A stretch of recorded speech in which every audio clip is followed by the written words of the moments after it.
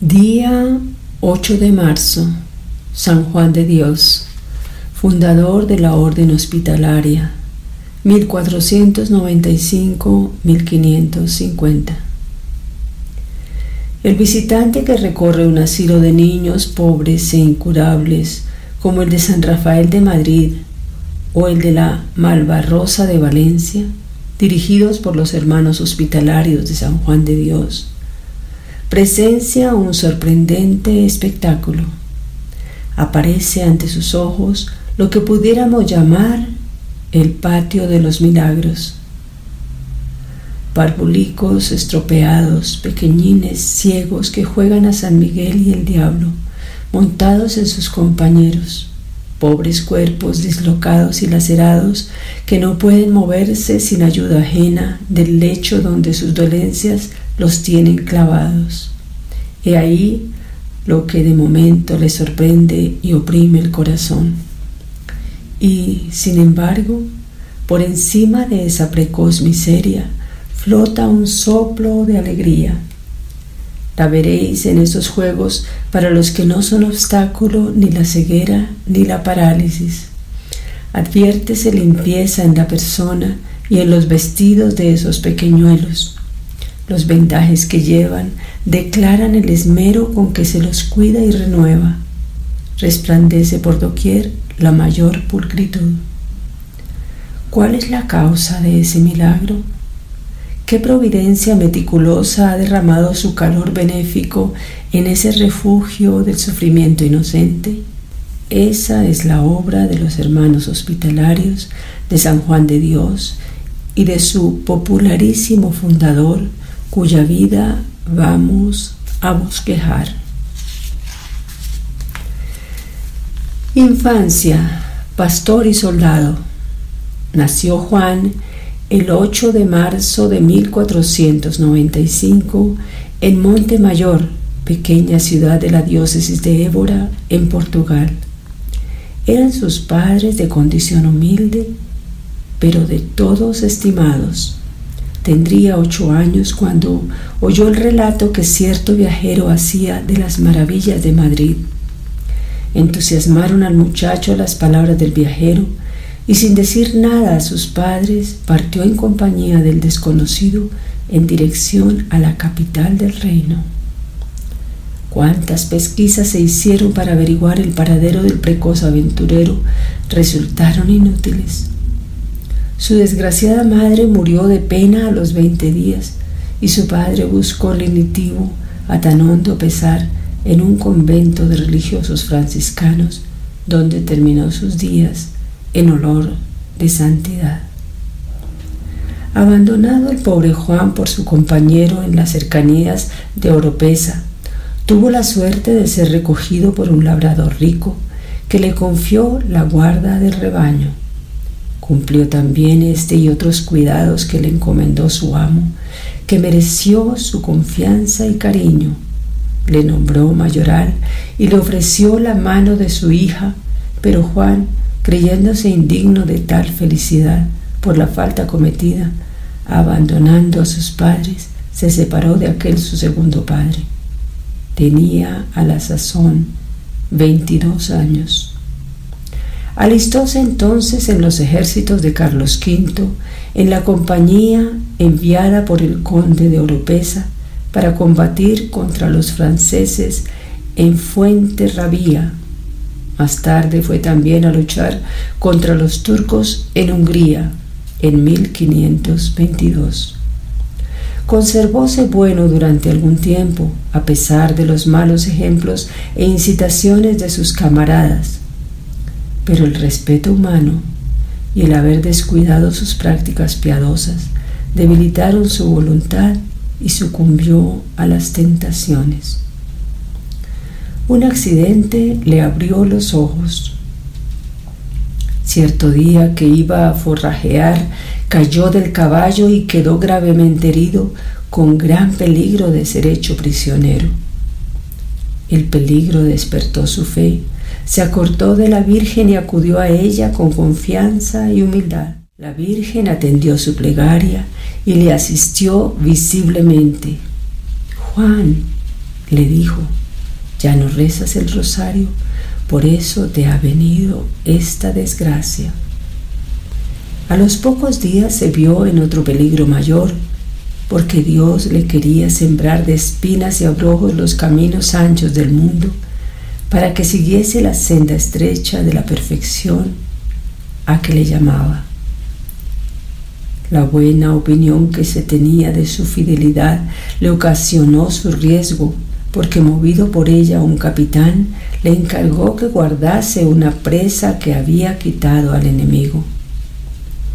Robáronsela al santo otros soldados, y el capitán, enojado contra él, sospechando engaño, mandó que le ahorcaran de un árbol, sin valerle su misma inocencia ni los ruegos e intercesiones de sus compañeros. Acudió Juan a su antiguo asilo, la Reina del Cielo, la cual le sacó de aquel riesgo, porque al llevarle al suplicio un caballero que acaso errando el camino pasó por aquel campo, viendo que querían ajusticiar al soldado y entendiendo la causa, suplicó al capitán que le perdonase la muerte, y él se la conmutó en destierro del campo, no sin particular providencia de Dios, que de este modo le quiso sacar del peligroso estado de la milicia. Tomó Juan el camino de Castilla para volver a Oropesa, de donde había salido, y llegado a un lugar donde había una cruz, se hincó de rodillas delante de ella y se puso a orar, dando gracias a Dios por los beneficios recibidos, pidiendo perdón por los pecados pasados y proponiendo la enmienda en lo porvenir. Como le faltasen las fuerzas por llevar 2 días sin probar bocado, cayó desmayado en tierra, mas al volver del desmayo vio cerca de sí 3 panes y un vaso de vino, y, no presumiendo que podría ser cosa sobrenatural, ni sabiendo quién lo había puesto allí, atemorizado con el peligro pasado, no se atrevió a tocarlo hasta que, levantando las manos y los ojos al cielo y empezando a decir el Padre Nuestro, al llegar a aquellas palabras: el pan nuestro de cada día, dánosle hoy, oyó una voz que le dijo: come y bebe, que para ti se ha traído este pan y vino. Confortado con el pan y vino, prosiguió su ruta y llegó a Oropesa, donde, llegado a la casa de sus amos, volvió a tomar el oficio de pastor que había dejado por el de soldado. Penitencia y reparación. Vinieronle grandes deseos de volver a su patria y regresó a Portugal para obtener perdón de sus padres antes de emprender la vida de penitencia a que se había resuelto. Solo un tío suyo muy viejo le reconoció después de tantos años de ausencia, y por él supo el fallecimiento de sus progenitores. Lleno de angustia y ansiando llorar sus extravíos, volvió de nuevo a España y pasó a Andalucía, donde, tras corta estancia en un hospital, otra vez se dedicó al pastoreo. Corría entonces el año 1535 y contaba Juan, por lo tanto, 40 años de edad. El apartamiento y el silencio de los campos son propicios para que Dios hable al corazón. Mientras las mansas ovejas pacían, repasaba el pastor su azarosa vida. Angustiaba su corazón el recuerdo del abandono de su casa y el haber causado la muerte de su madre, de aquella madre que tanto hizo para preservar su alma del pecado. Llenaba su pecho de congoja la memoria de tantos extravíos y sus ojos se convertían en fuentes de lágrimas.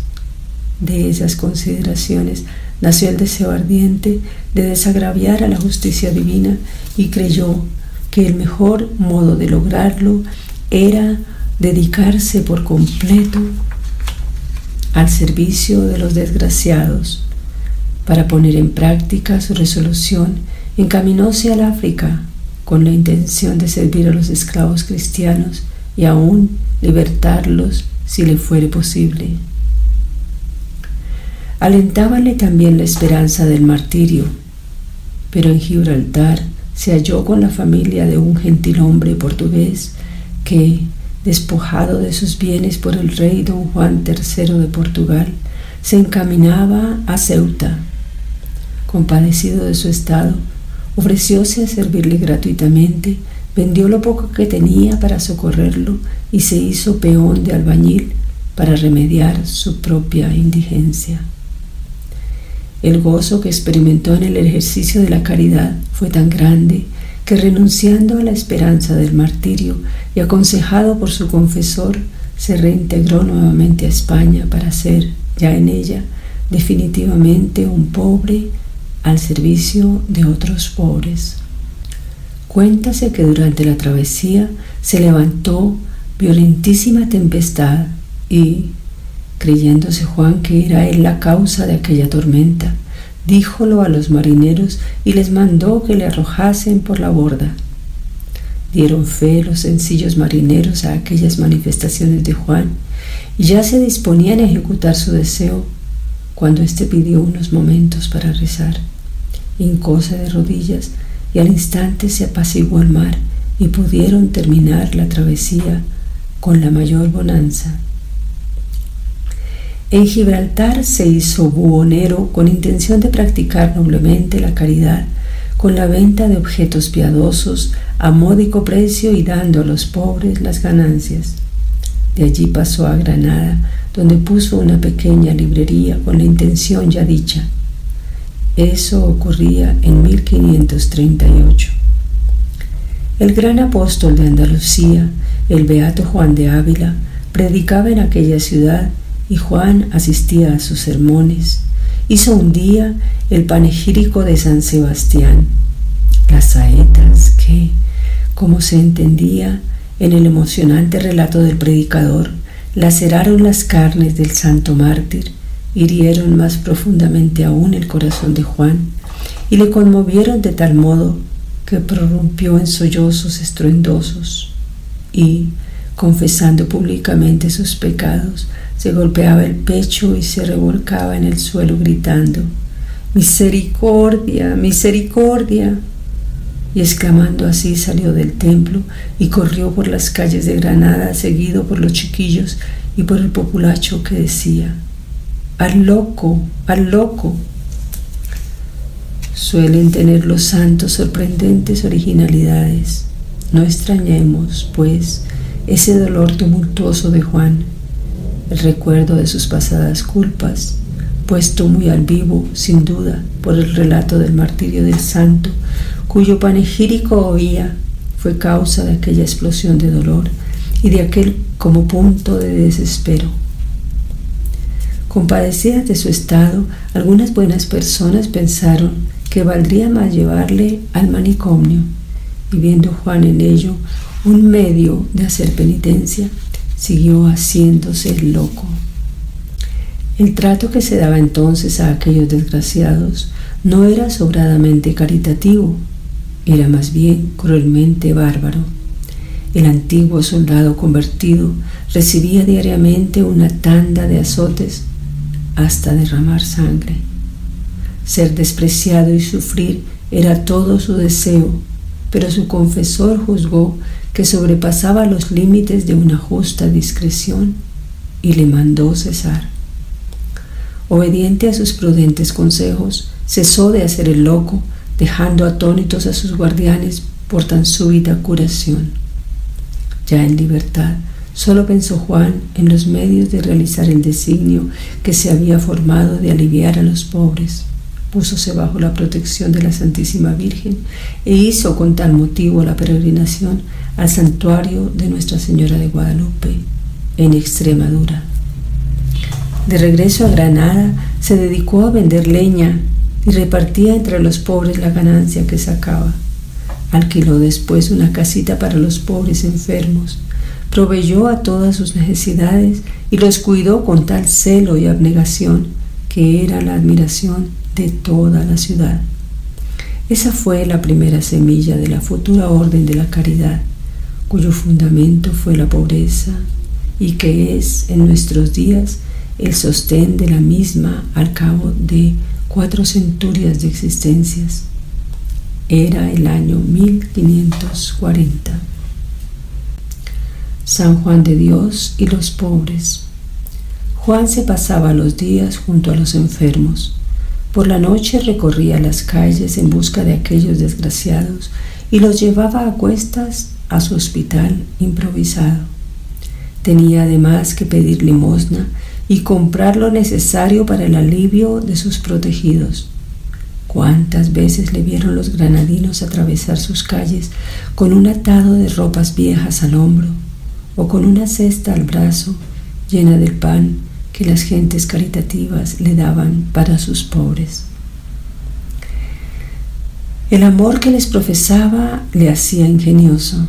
Un día se puso a gritar con todas sus fuerzas en medio de la plaza pública: «Haceos bien, hermanos, por amor de Dios, haceos bien a vosotros mismos». Todos le entendieron y llovieron limosnas en abundancia. El obispo de Tuy, que era presidente de la audiencia de Granada, le apreciaba extraordinariamente. Un día le dijo: «Te llamarás en adelante Juan de Dios». Y así fue. Quiso también que llevase un hábito religioso, aunque Juan no había tenido idea de fundar una orden religiosa. La que lleva su nombre no se constituyó hasta después de su muerte. Cierto día, sin saber cómo, se produjo un violento incendio en el hospital.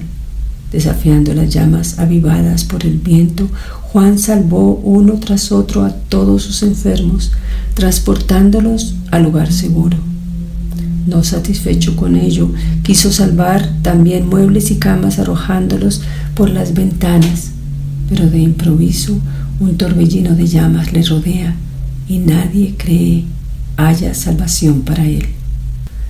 Todos le tienen por perdido y la triste nueva corre de boca en boca cuando, por un prodigio de la providencia, se le ve salir sano y salvo de entre las llamas, sin más que sacar chamuscadas las cejas como testimonio del milagro que en su favor ha obrado el Señor.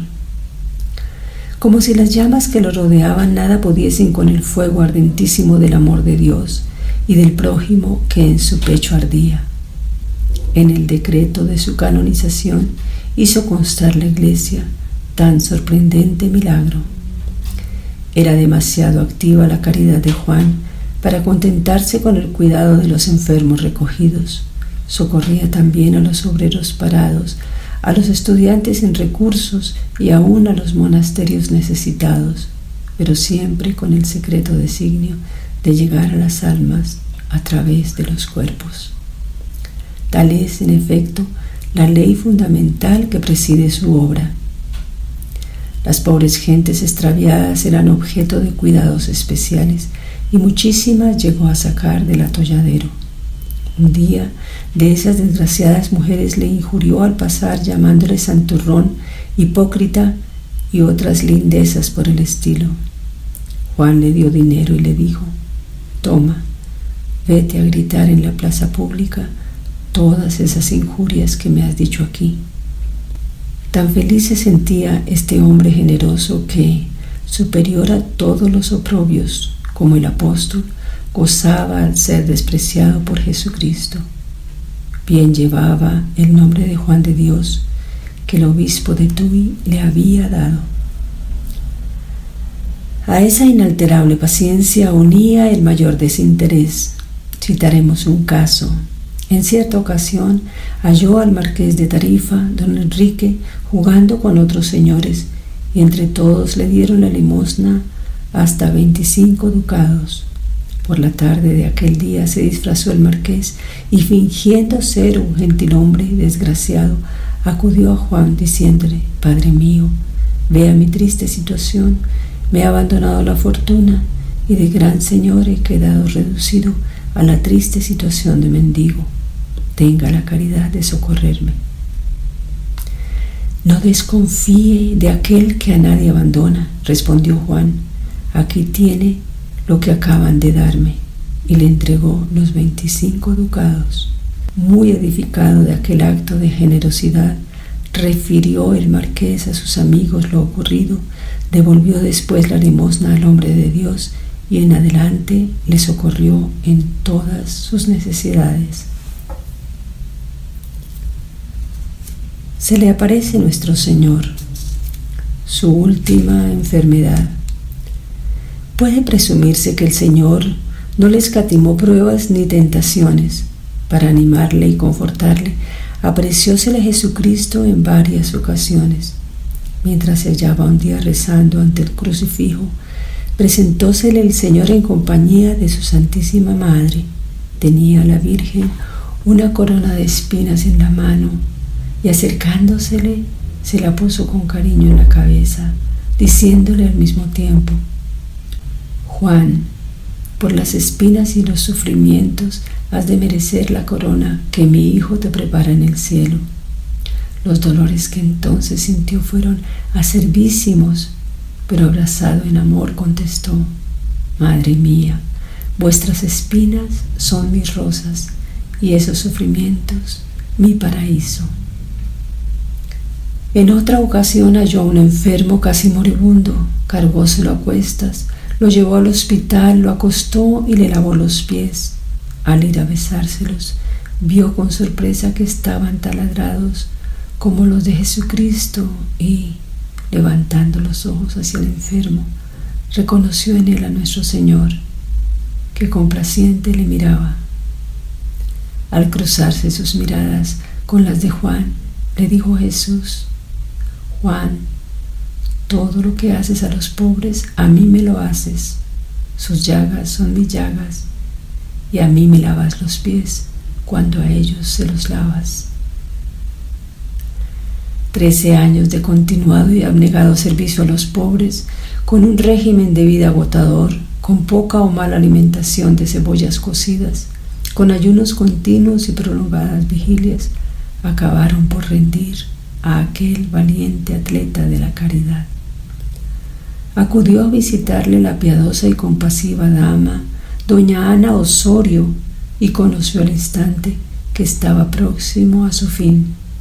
Hallábase el moribundo en lamentabilísimo estado, acostado sin desnudarse los hábitos en una estrecha celda, cubierto solo con una capa vieja y teniendo por almohada la cesta en que recogía las limosnas y que había puesto en vez de la piedra que siempre había tenido. La caritativa señora hízole llevar a su casa para poderle cuidar. El moribundo pidió le leyesen la pasión de nuestro Señor Jesucristo, escrita por San Juan.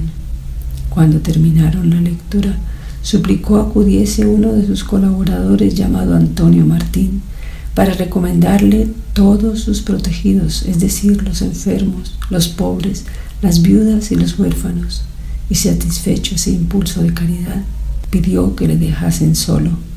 Entonces se levantó, se puso el hábito religioso y postrándose de rodillas, estuvo largo rato en oración. Acudieron a él al oírle exclamar: Jesús, Jesús, en tus manos encomiendo mi espíritu. Y de tal forma, con el crucifijo en las manos, expiró. Era el 8 de marzo de 1550. Sus funerales, según testimonio de un escritor contemporáneo, fueron un verdadero triunfo. Beatificóle Urbano VIII en 1630 y le canonizó Alejandro VIII el 16 de octubre de 1670, pero la bula de su canonización fue promulgada por Inocencio XII el 15 de julio del siguiente año 1671.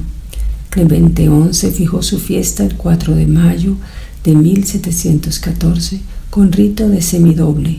Inocencio XIII elevó dicha fiesta a rito de doble el 24 de abril de 1722. Fue declarado patrono universal de los enfermos, hospitales y enfermeros por León XIII el 15 de mayo de 1886, y el mismo sumo pontífice mandó incluir su nombre en las letanías de los agonizantes. Orden hospitalaria. Sin duda ninguna vio San Juan de Dios con luz profética los aumentos de su orden, que han sido maravillosos y propios de la mano del Señor, que ha hecho su bendición a la obra de su siervo. También parece que previó el Santo Pontífice Pío V con luz soberana los frutos que había de dar esta religión plantada en el paraíso de la Iglesia como árbol de vida y de salud, cuando, teniendo noticia de su instituto, dijo: bendito sea Dios que vemos en nuestros tiempos una religión tan necesaria en la Iglesia y que tanto provecho ha de hacer en ella. Confirmóla por bula despachada el 1 de enero de 1572, dándole la regla de San Agustín y concediéndole muchos privilegios que han aprobado y confirmado después otros sumos pontífices. Tiene esta orden gran número de casas en muchas naciones y en todas partes se curan innumerables enfermos de diversas enfermedades, con increíble solicitud de los hijos de San Juan de Dios, por lo cual les espera gran premio y particular honra el día del juicio, cuando Cristo dé el galardón a sus elegidos, porque si ha de decir a los buenos: venid, benditos de mi Padre, a poseer el reino que os tengo preparado, porque tuve hambre, tuve sed, estuve enfermo. ¿A quién toca más esta bendición y esta honra que a los que, por instituto y profesión, no solo visitan a los enfermos, sino que los tienen en su casa para curarlos, servirlos y regalarlos con mayor amor que si fueran padres de cada uno, y con mayor solicitud que si fueran sus siervos, porque lo son de Cristo, a quien sirven en los pobres? Si el que diere un vaso de agua por amor de Dios obtendrá recompensa, ¿qué cantidad de méritos adquirirán los que consagran su vida entera a la práctica de todas las obras de misericordia? ¿Y qué consuelo han de sentir los que con sus limosnas cooperan a esa obra divina tantas veces ensalzada en las páginas del Evangelio?